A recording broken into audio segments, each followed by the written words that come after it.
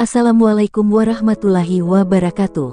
Jumpa lagi dengan kami di channel Rahmi 05 Official yang membahas seputar informasi honorer, CPNS, dan PNS.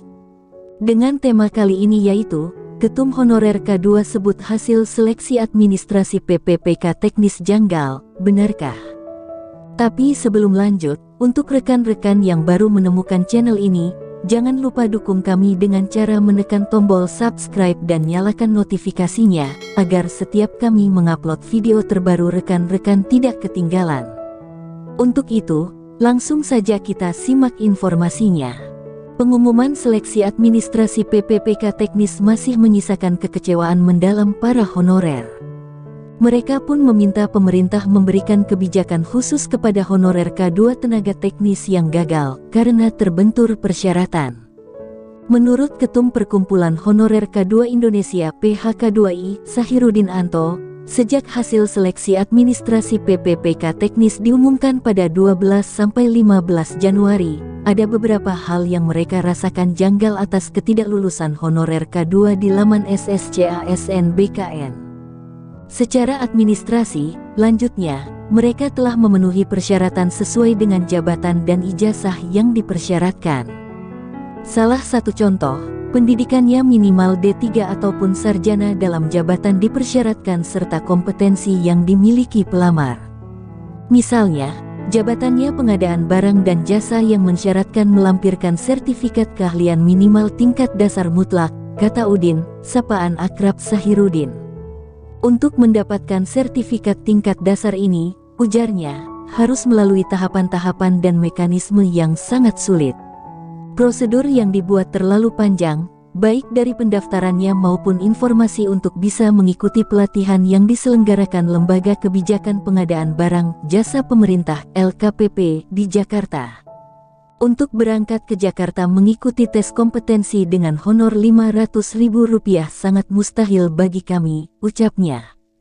Kalaupun pemerintah daerah bisa menganggarkan kegiatan tersebut sudah pasti bukan honorer yang ditunjuk, tetapi aparatur sipil negara ASN. ASN adalah profesi bagi PNS dan PPPK yang bekerja pada instansi pemerintah. Oleh karena itu, PHK2I mendesak Kementerian Pendayagunaan Aparatur Negara dan Reformasi Birokrasi Kemenpan RB agar memberikan kebijakan khusus pada formasi pengadaan barang dan jasa untuk syarat kompetensi yang harus dimiliki, yaitu minimal tingkat dasar. Jangankan honorer, dari 100 PNS pun mungkin hanya satu yang ada sertifikat kompetensi LKPP, cetusnya. Untuk bisa mendapatkan kompetensi terhadap sertifikat pengadaan barang dan jasa tingkat dasar, menurut Udin, seharusnya pemerintah mengeluarkan kebijakan terhadap honorer.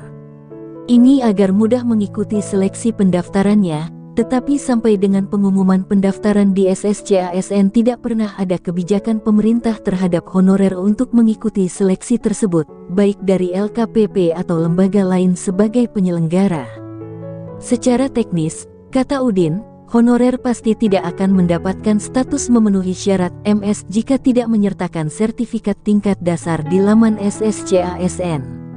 Namun, kalau berbicara tentang kebijakan seharusnya pemerintah menurunkan standar sertifikat keahliannya minimal tingkat dasar menjadi yang serupa atau sama dengan tupoksi pengadaan barang dan jasa, misalnya sertifikat komputer.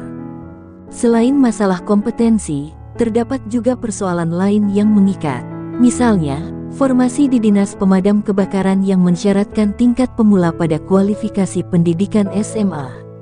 Seluruh pendaftar di luar Dinas Pemadam Kebakaran statusnya TMS atau tidak memenuhi syarat karena tidak bekerja di dinas terkait. Di sisi lain, mereka mengejar harapan dan peluang karena jabatan fungsional pemula hanya dibuka untuk pemadam kebakaran. Lalu, jabatan fungsional selain didamkar untuk tingkat pemula di mana Pak Menpan RB yang terhormat, cetusnya. Udin menegaskan persoalan administrasi menjadi penyebab utama honorer K2 tumbang. Honorer K2 teknis administrasi banyak yang pendidikannya SMA, bahkan SMP. Sementara itu, formasi untuk SMA sangat terbatas, salah satunya di Dinas Pemadam Kebakaran. Sayangnya, mereka dihadapkan dengan persyaratan yang sulit dicapai. harus bekerja di instansi tersebut. Sementara, instansi tempat mereka mengabdi tidak membuka formasi. Apakah hukum ini dibuat hanya untuk satu kelompok atau golongan tertentu? Lainnya menunggu tsunami untuk dihabiskan melalui keputusan Menpan RB yang berdasarkan pada PP Manajemen PPPK dengan deadline tanggal 28 November tahun 2023 ini, pungkas Sahiruddin Anto. Demikian informasi mengenai Ketum Honorer K2 sebut hasil seleksi administrasi PPPK teknis janggal. Semoga bermanfaat. Terima kasih.